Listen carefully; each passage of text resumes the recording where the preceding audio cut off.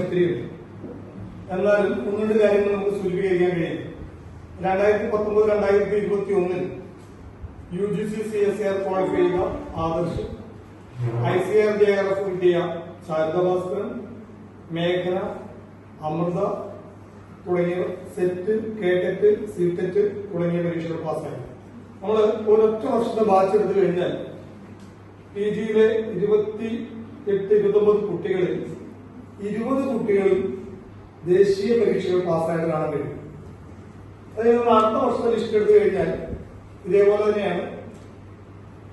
കുട്ടികൾ ലീഡ് ചെയ്തുകൊണ്ടിരിക്കുന്നവരുണ്ട്, അവർ lead ചെയ്യുന്നവരല്ലാത്തവർ UGC CSIR qualify ചെയ്ത നമുക്ക് കാണാവുന്നത് രോഹിതിന്റെ ഒക്കെ കൂടെയുള്ള ബാച്ചില് ഇപ്പൊ രോഹിതുണ്ട്.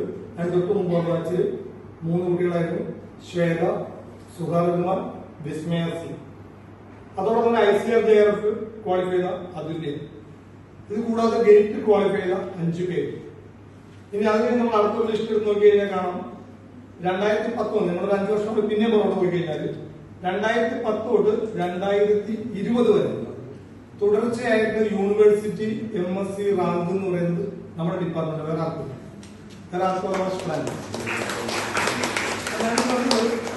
ചെറിയൊരു എത്തിനോട്ടം മാത്രം പറഞ്ഞതാണ്. അത് വിശദമായിട്ട് പറയാനുള്ള സമയം ഇല്ല എന്ന് നമുക്കറിയാം, കാരണം നമ്മുടെ പരിപാടി നടക്കേണ്ടത്.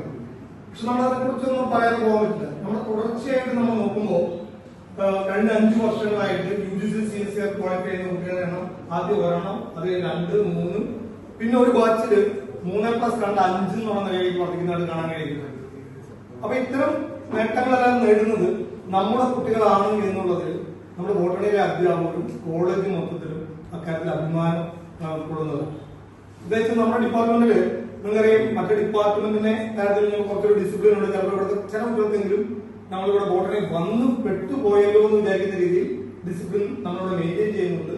ആ ഡിസിപ്ലിൻ മെയിൻറ്റെയിൻ ചെയ്യുന്നതോടൊപ്പം തന്നെ അധ്യാപകർ നമ്മളോട് സൗഹൃദത്തോടെ തന്നെയാണ് കൊണ്ടുപോവുകയും ചെയ്യുന്നത്. ആ സ്നേഹത്തോടെയും സൗഹൃദത്തോടെയും പോകുന്നു, ഒപ്പം തന്നെ ഡിസിപ്ലിനും നമ്മൾ മെയിൻറ്റെയിൻ ചെയ്ത് പോകുന്നു. ആ ഡിസിപ്ലിൻ മെയിൻറ്റെയിൻ ചെയ്ത് പോകുമ്പോൾ ആർക്കെങ്കിലൊക്കെ ബുദ്ധിമുട്ട് ഉണ്ടാവാറുണ്ട് കുട്ടികൾക്ക്. പക്ഷെ ഓർമ്മിക്കുക, ഇത്തരം റിസൾട്ടുകൾ നമുക്ക് ഉണ്ടാക്കാൻ കഴിയുന്നത് അത്തരം ചെറിയ ബുദ്ധിമുട്ടുകൾ അനുഭവിച്ചുകൊണ്ട് തന്നെയാണ്.